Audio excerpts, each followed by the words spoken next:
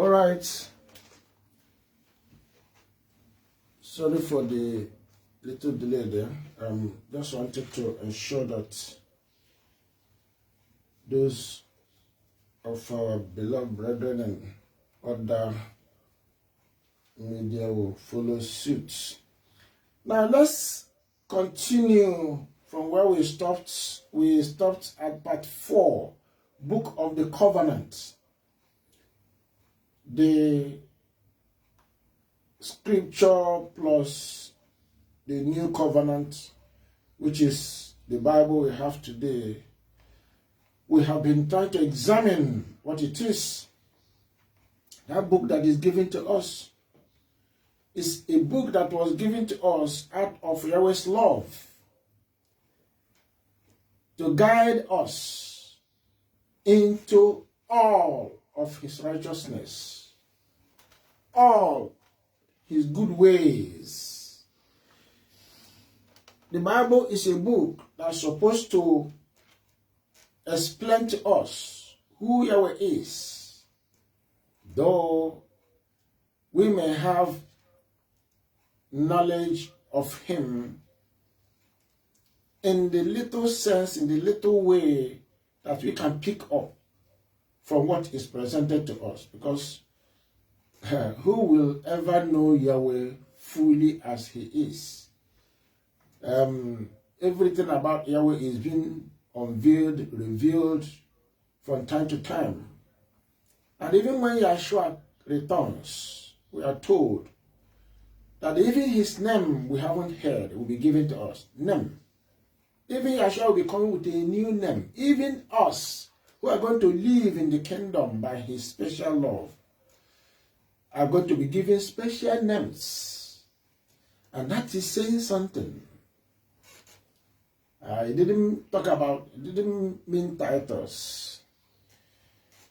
But in the meantime, what he gave to us as name is for us to head towards salvation, head towards, deliverance, head towards freedom, head towards, rescue, being rescued out of the Gentile world, like when they were in Egypt, how he came and rescued them, delivered them from bondage, from captivity, from persecution, from affliction, all manner of trouble that they were going through. So, when they got into the wilderness, he gathered them together, as we read in Exodus chapter 19. And he told them clearly who he is. And he said, well, while you were in Egypt, I knew you. I was watching you. And I understand the trouble, the problem, the suffering that you had gone through. And here I am. I've come to deliver you. And the truth remains that you are my own. You are my special children. One will ask, why did he allow them to go into Egypt in the first place? Well, you can't query Yahweh's works. Because prior to Abraham entering the land of Canaan, Yahweh told Abraham that in the land I'm sending you into, you will later possess, even your descendants are inhabited by the Canaanites, the Amorites, the Jebusites. What that meant was that Abraham, where you are going, is land that's occupied by the Gentile world. Nations possess the land. But I'm going to dispossess it from them. And I'm going to hand it to you. But not you in person. But your descendants are going to inherit it. But before then, they will go to Egypt. There, they will be there for 400 years. Then they will be persecuted. They will be troubled. Yahweh gave Abraham an idea, an overview of what Israelites are going to encounter. While they were in Egypt encountering all those, did they know? Well, some of the fathers, they may have understood what they were going through and all that. They may be in expectation, like the father of Moses and Aaron. They knew. The same thing is happening to us today, because the same warning that Israelites were not able to heed was handed to the fathers from where we come from, and to us, or to this age or generation. We can read through what the history said or placed concerning us, that we will pass through all this. Because of our disobedience, we will be in the Gentile world, in the lands of our enemies, where we suffer a lot. And after all said and done, Yahweh will remember us. Not because of our righteousness. Yahweh will come based on his name, that we are defiling in the Gentile lands. And he will come to deliver us because of his name. And he will take us back home to restore us into the land. That same land he promised Abraham, the same land the descendants, the patriarchs were promised, that Israelites later came back from Egypt and possessed. Unfortunately, they were not able to live in the land because of rebellion, which is still going on today. They had to scatter them into the Gentile world. So Israelites, Sunday, what happened to them when they were in Egypt, Yahweh is going to look at them, showing love, showing mercy, return to them and take them back. The same way is going to come in these last days to return Israelites back to their land. But then the truth is, are you getting yourself prepared? Are you even recognize who you are? Are you even getting ready? Are you even hearing? Because it's not a question of, oh, he will just place us in the wilderness and give us a new commandments or sets of commandments again. No, it has been given. What was given to the fathers are still with us today in what we call the Bible. Though the Bible were corrupted by the Gentile world that possess Israelites up to today. But the Israelites have to wake up. Israelites have to discover who they are. They have to discover who Yeshua is, who Yahweh is. Yeshua was sent to them as their savior to deliver them from what they are going through today. They rejected him. Yahweh had to withdraw him, seated at the right hand of Yahweh. There he is still working for Israel. But the truth remains that he's not directly with them. He's with them in the spirit, in a way. What of the father's name? Father said he's walk away from them in one way or the other, but in the latter days he will return to them, giving back his name, including the name of Yeshua that they have been messing up since 2,000 years ago. Now, the Book of Covenant is where all these are documented, all this information. Book of Covenant, Old Testament, New Testament, put together. But the problem is that the document called the Bible, Biblio, they call it in Greek, Biblia, in Latin, Roman Catholicism, English called it Bible, but the original name is called Book of the Covenant, or the Book of the Law, or the Book of Yahweh. Now, they took away the name of the book in order to begin their pollution, begin their defilement, begin the corruption, so that you will not understand what that book is and who handed it to you. That is the objective. They achieved that. And up to today, we are not asking questions. But now that you have been told that the book is called the Book of the Covenant. So what is the book demanding from me? What is covenant? Covenant is simply agreement. Agreement with who? Agreement with Yahweh. I have agreement with my Father. Yahweh said, all Israelites, I made agreement with them. We all passed through the sea, through the waters. As the fathers passed through the waters, we are also involved. Because when Moses was speaking to them in the wilderness, he said, all that you are hearing, including you and those that are yet to come, Israelites that are born, we are inclusive. So we all passed through the waters. We are baptized through the waters and all that. But when Yeshua came there was this renewal of the baptism again, renewal of the covenant again. His coming was to deal with the issue of our heart. That is not allowing the word of Yahweh to settle in. That was defiling everything and polluting us. So his coming corrected lots of things, particularly that will rekindle our love for Yahweh.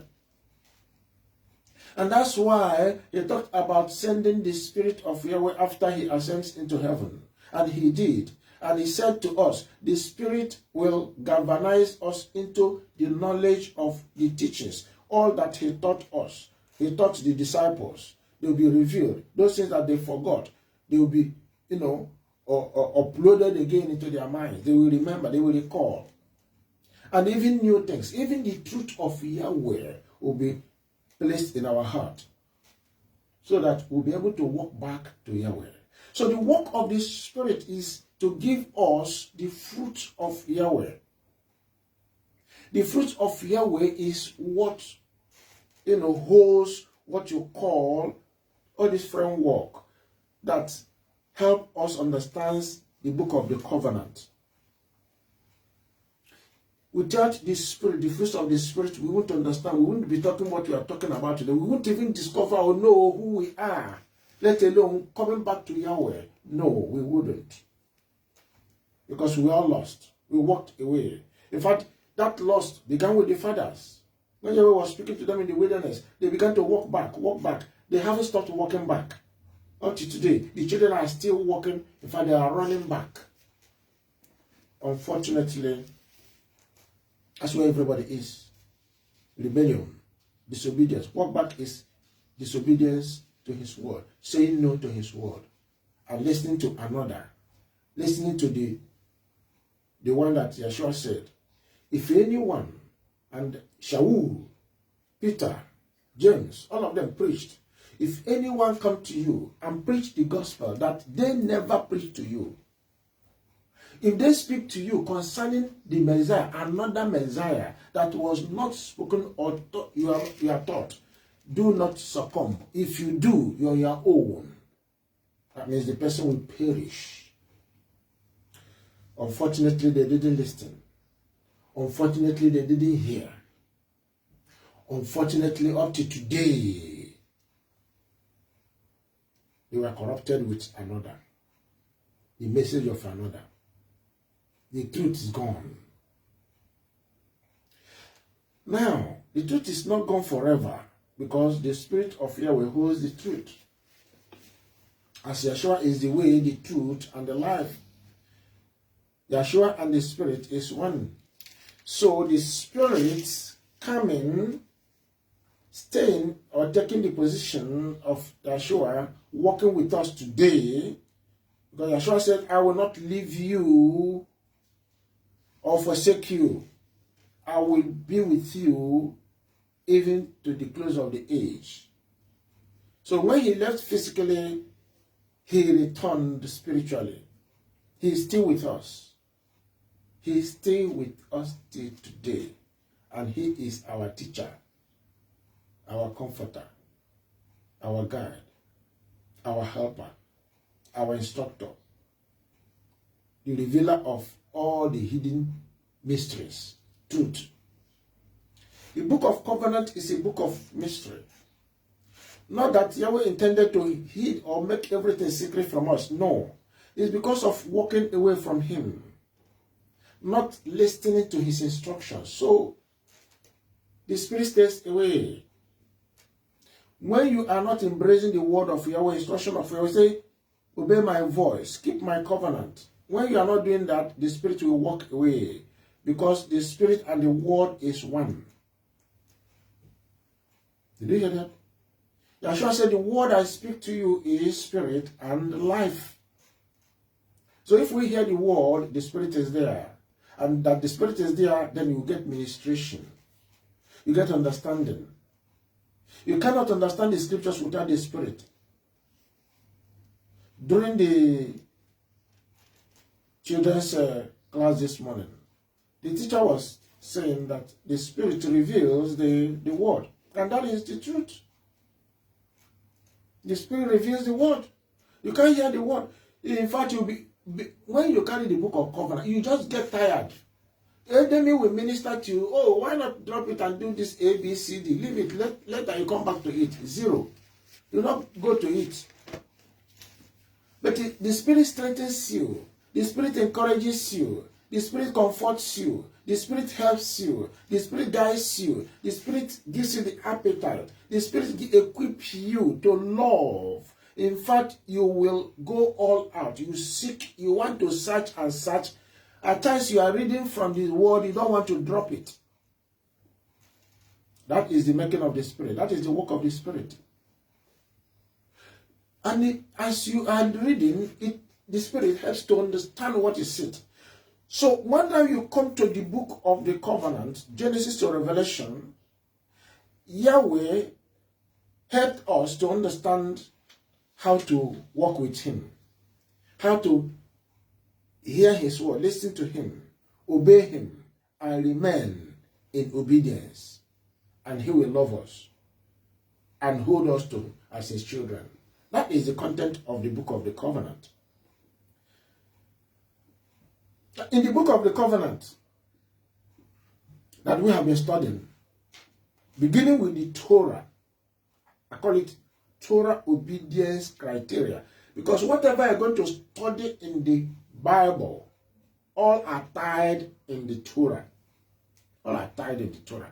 And once you have the spirit of obedience to hear the word of Yahweh in the Torah, abide by it, I tell you, that framework will naturally be resident in you to apply, to live your life day by day.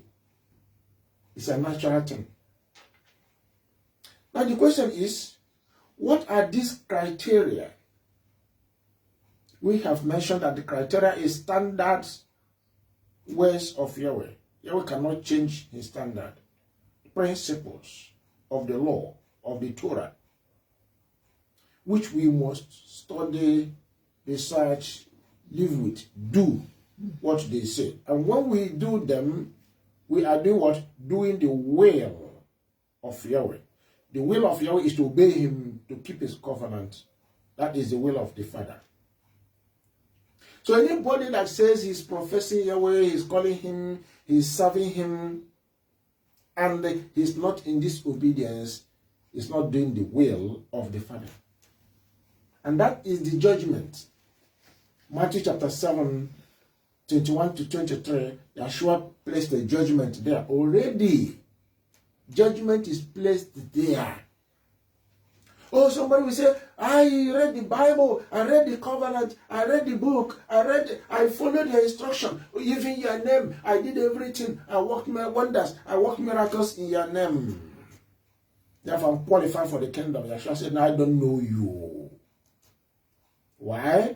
Because he was breaking the law he said he was keeping. So which law was he keeping? The person may have zeroed into New Testament alone. Rely on New Testament alone. While the Torah, the law, was kept by the corner. I said, it's nailed to the tree, it's nailed to the cross. Don't listen, don't look at it. Oh, they are Confucianists. They are evil educators. Don't mind them. So by doing that, I'm teaching men to believe a lie. Now, somebody help me open to Matthew chapter 5. Somebody help me open to Matthew chapter 5. Let's hear Yeshua. What he said concerning the law they said they put away. The same Yeshua they said they believe in. Verse. The Messiah. Matthew 17 up to 19. Let's take through all that. I read Matthew 5, 17 through 19. Mm-hmm. Do not think that I come to destroy the law. Do not think that I come to destroy the law or the prophets. I do not come to destroy but to fulfill. Okay, leave it there. Now, this is where also the Christianity comes and mess up what they hear. Who was he referring to? He was referring to the Jewish people, those synagogue of Satan, as he called them, Revelation chapter 2 verse 9, and Revelation chapter 3 verse 9, he called them synagogue of Satan. Why? They think they know. They didn't know anything. They were in a different place, temple, worship, synagogue of Satan. They were serving Satan, so to speak. And Yeshua now challenged them. Because they were thinking that Yeshua came to destroy the law, to remove the law, to nail the law to the cross or to the tree, as they call it. They choose to call it tree, cross. Yeshua said, no, don't think that way. The Torah remains, the law remains, the instruction remains. But what about that he did, including the prophets? He said, including the prophets, including the writings, all of them remains. But what about the phrase that he came to fulfill the law? Who was he talking about? There, he was talking to himself there. He was telling them that even he himself, he did not come to destroy the law, but he came to fulfill what was given to him, right from Genesis chapter 3, verse 15. Because that's where, when Yahweh was judging Adam and Eve and the serpent, Yahweh made a pronouncement. That pronouncement remains till tomorrow. Because the work of that salvation is still being worked out. Yeshua came the first time, the Satan bruised his heel. Yeshua is coming to bruise the head of Satan, so it hasn't been completely fulfilled. But yes, that position, appointment was given to him. Yeshua coming, entering into this world, he has fulfilled, because he has commenced it, he has fulfilled that which was pronounced by Yahweh. Yahweh said to Adam and Eve, Genesis chapter 3 verse 15, said to them, and I will put enmity between thee and the woman, and between thy seed. It didn't say seeds. Seed. That was referring to Yeshua. And her seed, that the seed of whatever Satan is, and whatever he was professing, it shall bruise thy head. Satan's head will be bruised. This hasn't been achieved. So Yeshua is returning to do this assignment. And thou shalt bruise his heel. So Yeshua's heel was bruised when he came into the earth the first time.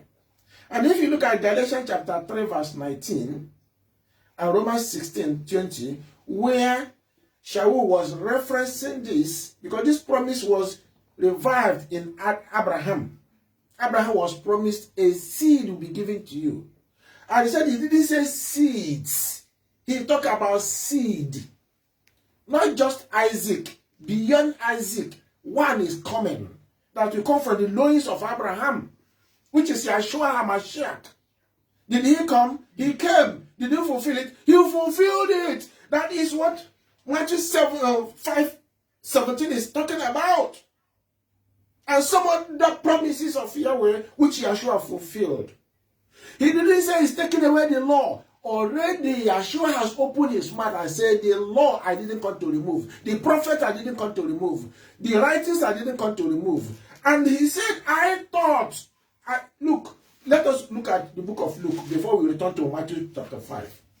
I hope this is not taking away what we are going to study this morning. It's just to clarify, because this argument, I don't know where it's coming from. The more you speak and talk and tell people where they are, the error that they have acquired, they should see it and abandon it because it's not true. All those are defilement of the Torah. The more people argue, they tell you don't know what you're talking about. Look at that, Luke chapter 24, verse 27. And the beginning at Moses, this is Yeshua now, telling the disciples where he got what he was teaching them, where the knowledge he passed to them came from. He began at Moses, which is the law, Torah. Moses was the one that took the law from Yahweh. Remember, he was the mediator between them and the people. So beginning from what Moses obtained from Yahweh, And all that the prophets taught, are you hearing it? Are you reading from your Bible? He expanded unto them in all the scriptures. The scripture is 3. It's made up of 3 volumes. The Torah, which is the first 5 books of the Bible.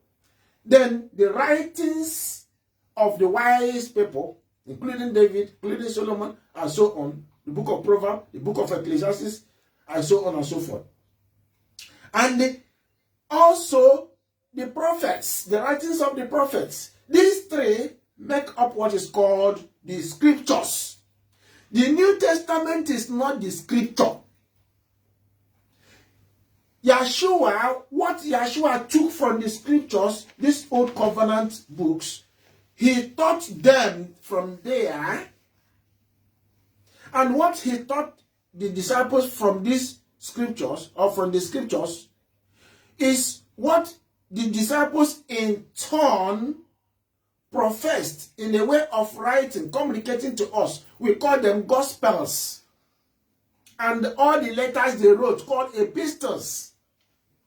Then finally you have book of Revelation that Yahweh handed to Yeshua. Yeshua called his angel. The angel called John. John now received it and handed to us, recorded today as the book of Revelation. That is the 3rd part of the book of New Covenant, which is the New Testament. So New Testament itself is made up of the Gospels, the 4 books of the Gospels, the first 4 books, then the epistles that are there, and the book of Revelation. So they doctored this new covenant called the New Testament, all the way from Greece, because they caught up with what the disciples wrote concerning what they learned from Yeshua. They messed it up using the names of these disciples or apostles to paint images or pictures or messages that some were not taught by Yeshua. Some of them are traditions of men, commandments of men. They were incited. And if one is not going by the Spirit as Yeshua promised that the Spirit will be our teacher, the person will teach the message of the gods, the message of men, traditions of men, commandments of men. This is what is going on today. This is what is happening. Now looking at Luke again, Luke 24, verse 44 to 45, listen to Yeshua. And he said unto them, these are the words which I spoke unto you. It's referring to the disciples, the apostles, that he taught, while I was yet with you, that all things must be fulfilled. Are you hearing it? He fulfilled what was given to him in the old covenant. It's not what you supposed to be fulfilled or do. He fulfilled his own mission, his own work, his own assignment accomplished so that we can be ready for salvation if we obey, if we do our own areas or observe the instructions that we are commanded to observe. That all things must be fulfilled, which were written in the law of Moses and in the prophets and in the Psalms concerning me. Did you hear that? Concerning him. It's not talking about concerning you. So he fulfilled what concerns him, what he was appointed to fulfill. Are you hearing that? Do you understand? Did you read that as I read it here? This is a simple English. Read the other translations. They are all just saying the same thing. It's all about him. So what is written in Matthew chapter 5, he was trying to disclose, is about him. Telling you that the law is not cancelled. The scriptures are not cancelled. The scriptures remain. Torah, the prophets, the writings, they still remain. And based on that, he taught them. So that what is written about him concerning those write-ups in the scriptures will be fulfilled. So he fulfilled the assignment given to him. Now he's not done. Verse 45. Then opened he their understanding, that they might understand the scriptures. Did you hear that? So he did this, and he expanded the scriptures to them from Genesis to Malachi, that they should understand the scriptures. He didn't say that they will understand the New Testament, because it's all out of what they understood from him. Now this New Testament was written. So who cancelled what? Why did Yeshua cancel what? Why did he nail what? Is it not a lie you have been believing all this while? It's time for you to flee. Like Isaiah prayed in Isaiah 64. We walked away and we became wilderness. We became desolate because of rebelling against you. Why not return? Why not beg him? I have offended you.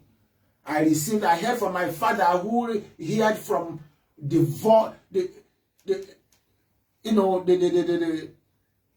untruths, the messages that were not true. They were taught lies, and we continue with the lies. Up till now, the lies are still being, propagated. Now that you are hearing the truth, why not flee? Remember the sentence or the judgment of Yahweh, which is even in the giving of the 10 Commandments. Exodus chapter 20, verses 3 to 5, where he said, those that abhor, those that will reject or will not receive his word, but go and make wood and stone, go and prepare all manner of things, and worship as God, said they are those that hate him. But those that love him are those that keep his commandments. Those that love him are the commandment keepers.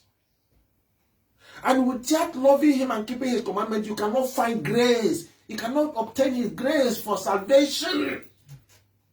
They turn things upside down.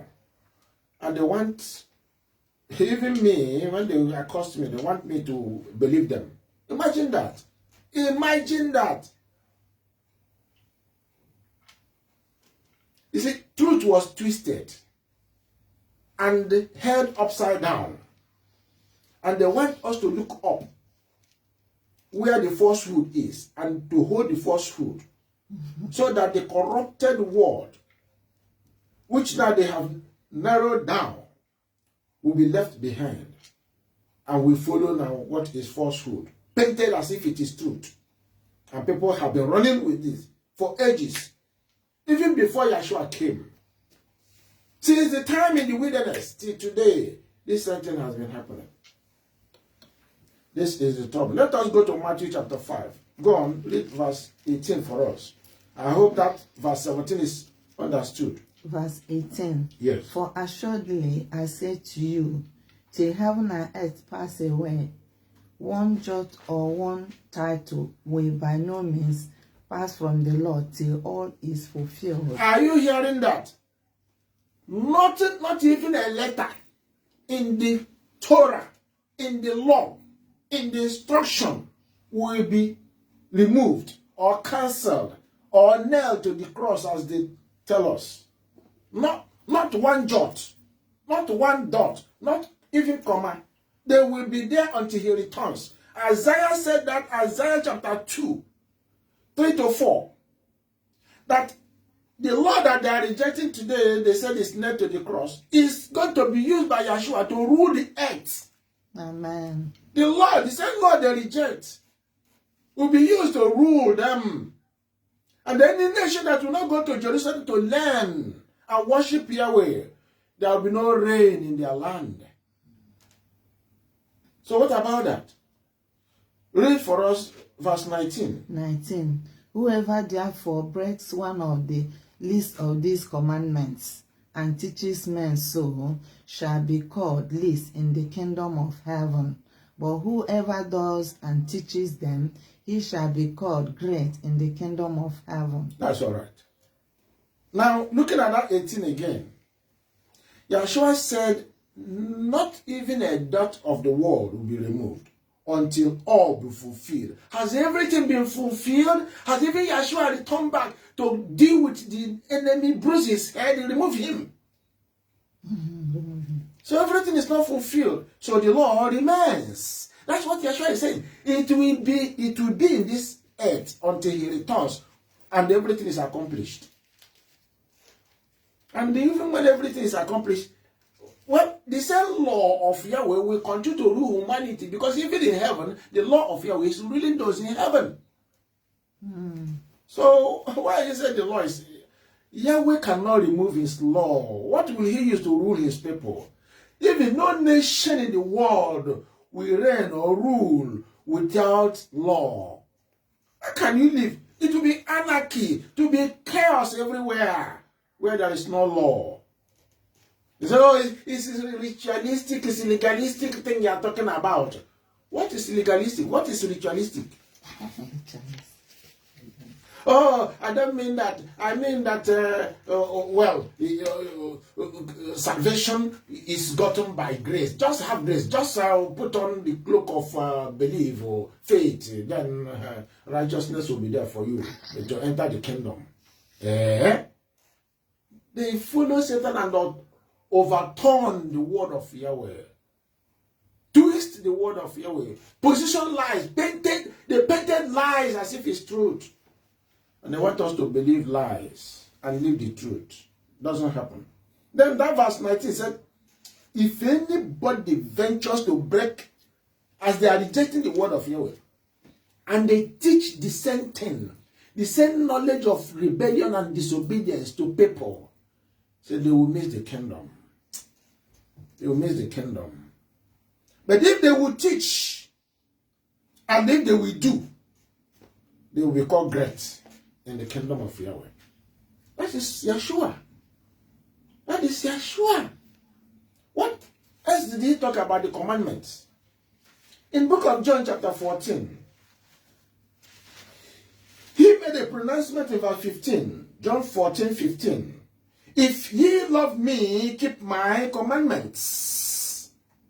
Now, if you want to sort out what is the commandments of the Father, go to the First John, I think chapter 5, thereabout. Say the commandment of the Father is to do what? To keep his... the love of the Father is to keep his commandments. So do you love Yeshua? Do you love Yahweh? Keep his commandments. That is what he said to us in Exodus chapter 20. Now those who love him are those that keep the covenant, commandments. Those who hate him are those who do not. They follow God. That is what we are given in the Exodus 20, the 10 commandments. That's what Yeshua repeated here in John chapter 14, verse 15. And in John chapter 15, verse 10. He echoed, he said, I kept the law of Yahweh. I kept it. John 15, verse 10.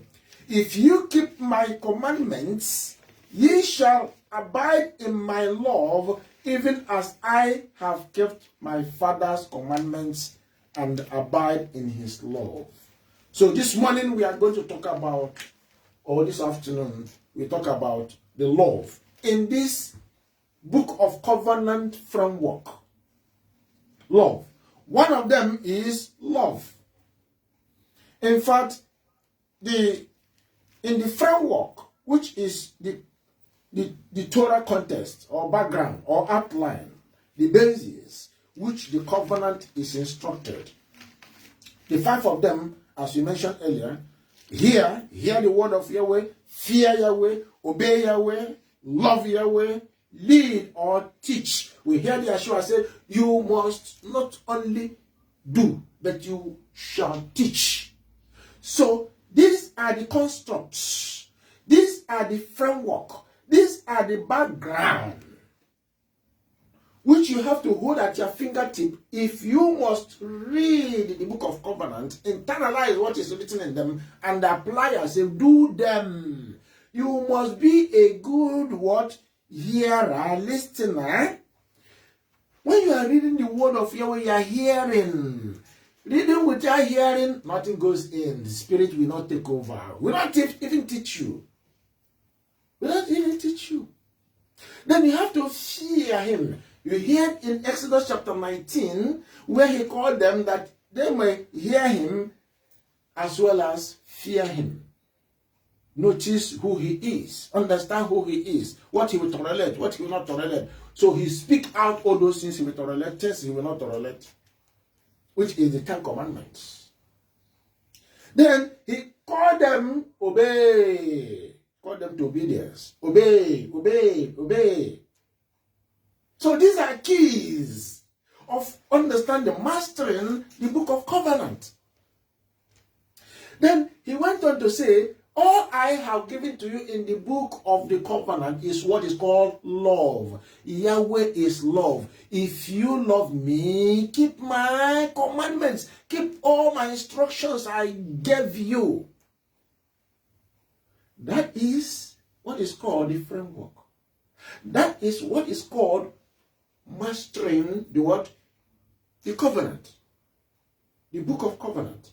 If you understand all this framework and apply them, you take time, put yourself in all that he instructed, you will do well in your pursuit of the kingdom of salvation. Then he said you will teach, you will lead others to him. It's our work, it's our duty to lead others to him. Oh, they say it's only pastor, it's only the teachers, it's only those that are called. All of us are given the, because he called the whole house of Israel and said, this is your duty. Call all of them. He asked Moses, sanctify them so that they will be set apart and come to me and I will speak to them. So he spoke to them to do all this. And Yeshua came, commanded the same thing. Yeshua spoke about hear Yahweh, fear Yahweh, obey Yahweh, love Yahweh, teach the word of Yahweh. The same thing apostles did. The same thing the prophets did. This is the message of the Bible we have.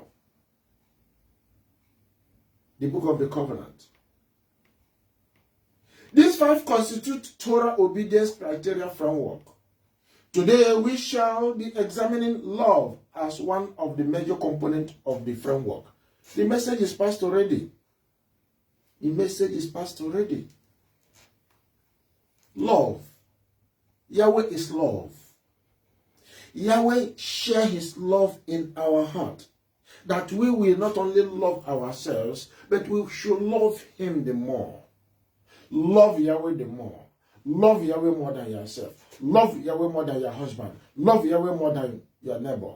Love Yahweh more than your wife. Love Yahweh more than your children, your family members, your community people. Then after that, the second aspect of the love is your neighbor, your husband, your wife, your beloved brothers, sisters, your children. Everyone that belongs to Yahweh, love them. And even those that are out there, the Gentiles, because they are all children of Yahweh. So this is the call. And the Bible is the word given in love. It showcases. It has the image of love, the picture of love. It has the mind of love, the spirit of love, and the what is called love, the word that is love, given to us. In it is the spirit of Yahweh. Now let's open to the book of Galatians. That is the beginning of Shaul's message concerning the fruits of the Spirit. It's the beginning. Now let's listen to him. Verse 5. Chapter 5, verse 22. Galatians chapter 5, 22. But the fruit of the Spirit is love. If you miss it here, you may miss many things. Now, why is love the beginning here? Why? Love constitutes the entire world. That is the word W-O-R-D, the word that was made flesh. The instruction, the Torah that was made flesh, that is given to us, that dwelt among us, talked with us, taught us the word of Yahweh, gave us enlightenment. He is the light of the world. Now, when you receive the word of Yahweh made flesh in us, we live with his love. We live with his love. And as a result, we will receive his joy, we will receive his peace, long-suffering, being patient in things, gentleness, goodness, faith. You see, we have faith, come later. Faith is part of it. But see, fruit. They say, oh, if you just have faith in Yeshua, if you don't, what if you don't love him? And how would you not love him? When you don't do his commandments, you don't love him. So how will you get faith? Now, moving forward, he said, meekness, temperance. Against such there is no law. So, to make the Torah available in our heart, enabling us to abide and obey the Torah, he gave us all these fruits of the Spirit, so that we'll be quickened to obey. We'll be quickened to love him. We'll be quickened to do his delight. We'll be quickened to do all his instruction. Apostle Cephas, Peter, also narrated the same thing. He listed the same thing, and even more. In book of Proverbs, we see about wisdom, knowledge, understanding. All these are fruits of the Spirit. If you are not in obedience, if you are not keeping the Torah, there is no way you will receive the true fruits of the Spirit that will enable you to know him. You have to know him. You have to discover him. It's not yourself. But when you open yourself to him and say, Father, have mercy on me, forgive me, and he places you, he will open himself to you, and you will know him. You begin to know. It's a gradual process. Today we shall be examining love. This love is Yahweh, is Yeshua, and you belong to that family of love. Now, in parts of speech, love can be classified as a noun or verb. The word love can function as both a noun and a verb in English. As a noun, it refers to an intense feeling of affection or a state of care or affection. The law of Yahweh is the love of Yahweh handed to mankind for them to live peaceably and harmoniously, and to prolong their days on earth. Where love flourishes, enmity, hostility, and evil will flee. Therefore, those who gladly receive Torah, instruction, word, or law, receives Yahweh's Spirit that bears fruits of love in them, which guarantees their joy and peace. What about verb? So it's a noun, it can be a noun, it can be a verb. As a verb, love describes, because verb is a word that describes. It's a word that tells you something, explains to you what it is. So love is also in the capacity of explaining, describing. It describes the action of having strong feelings of affection. As when Yahweh says, I love you, or you are my first fruit, or you are my firstborn, or you are my peculiar people, or you are my royal priesthood. Thus, whether used as a noun or verb, love describes Israel as the family of Yahweh, who are one with him. love is perfected in obedience. I want you to search through our YouTube. There is message on love about different series that are there. Pick them up and read and understand more about love. But just want to summarize. What establishes love relationship between Yahweh and Israel? Do you know what establishes love? One is obedience to his Torah. We keep on going to obedience. Without obedience, forget about salvation. Forget about grace. Forget about entering the kingdom. How will you enter in the family or kingdom or the country of who you hate? Yahweh will not open door for you. Like Yeshua said to them in Matthew chapter 7, you are not coming in here because you refuse to obey Yahweh's instruction. You refuse to do the will of the Father. And they say, we did this in your name, we did that in your name. Say, no, not here, because you were lawless. You were doing it on the basis of a different gospel, which you are not taught, or which, another gave to you. So, obedience to his Torah, instruction, Torah is instruction. Torah is the word of Yahweh. Torah is the law of Yahweh. Torah is the truth of Yahweh. Torah spoke the voice of Yahweh. Example, in Exodus chapter 19 verse 5, trying to repeat this again, say, Yahweh said, obey my voice. That is clear instructions that he gave to Israelites in the wilderness. Up to today, that instruction, persists. Yahweh continue to re-echo it in our ears, in our heart. Obey my voice, and I will be your father, and you shall be my people, and walk ye in all the ways that I have commanded you, that it may be well with you. The only way it can be well with us is if we obey him. Obey him in what? In his word. What is his word? His love. What is his love? His commandments. Doing his will. That way we will, be accommodated, and it shall be well with us.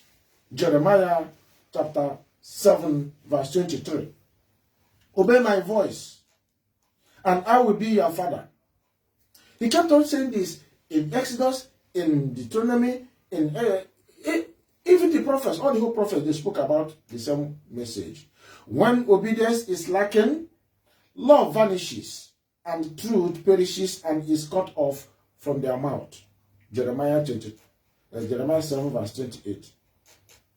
When we don't exercise obedience, then love will vanish. And what happens? Truth will go away. That's why people don't know what the truth is, and they are doing whatever they like. Today, the world has been turned upside down. People are doing whatever that are even wicked, evil, yet they think they are doing good. 2, obedience to his covenant or agreement to do all Yahweh's commandments. Now, let me give you an example. In the same Exodus chapter 19, verse 5, Yahweh recalled about keeping the covenant. Obey my voice, keep my covenant. Those are the 2 things that Yahweh requires from us. Because when we do that, not only are we keeping the word, we present ourselves as lovely children. Children that love him. Children that hear the voice of their father and they obey. The call to Yahweh's covenant is the major Torah commandment that seal obedience and relationship between Yahweh and his people. He charges Israelites, if you obey my word and keep my covenant, then you shall be a peculiar treasure unto me above all people. For all the earth is mine. Verse 5. And you shall be unto me a kingdom of priests and a holy nation.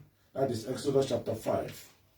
Exodus chapter 19, Exodus 19, 5 and 6. Deuteronomy 28 to 29, Deuteronomy 28, 18 to 19.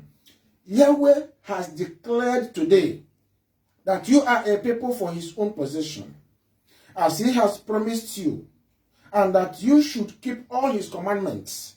He will make you high above all nations that he has made, in praise, in name, and in honor, and that you may be a set apart, holy people to Yahweh your Father, as he has spoken. That will not permit me to expatiate on this verse 19.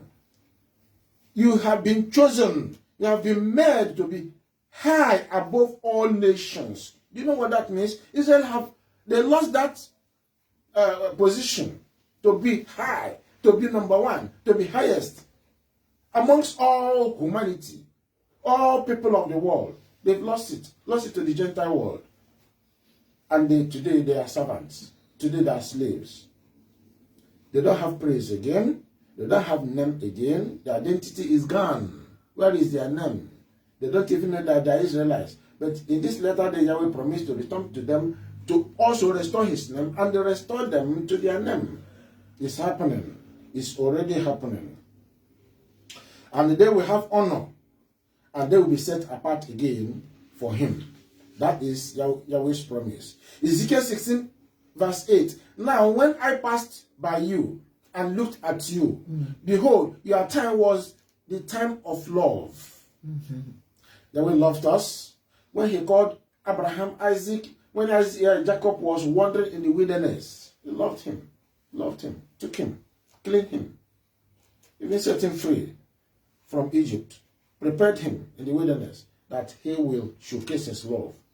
And I spread my garment over you and covered your nakedness. Yes, I pledged myself to you and entered into a covenant with you, says Yahweh Almighty, and you became mine. Did you hear that? We became his. Finally, what happened? What did Israel do? Jeremiah 7:23.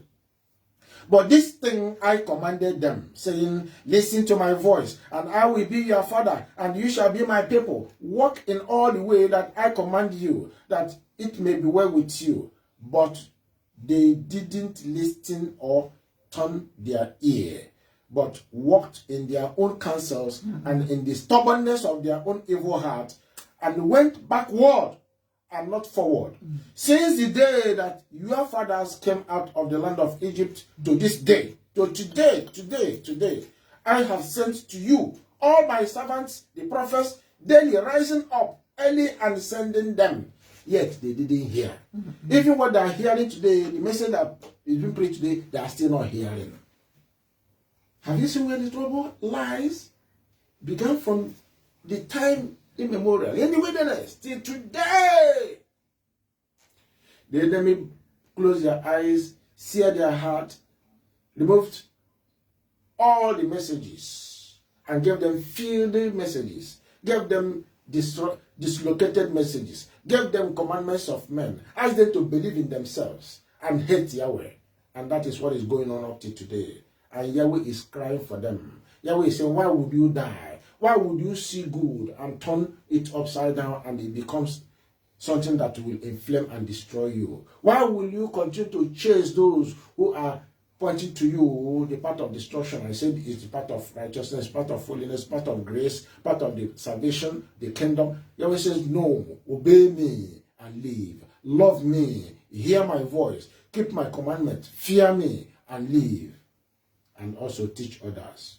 May Yahweh help us. May Yahweh guide our heart, guide our mind, guide our thoughts. May Yahweh encourage us. May the Spirit of Yahweh empower us. May He help us to wake up from our flesh and discover who we are and serve Him to the end. In Yeshua's name I pray. Hallelujah. Hallelujah. Hallelujah. Right.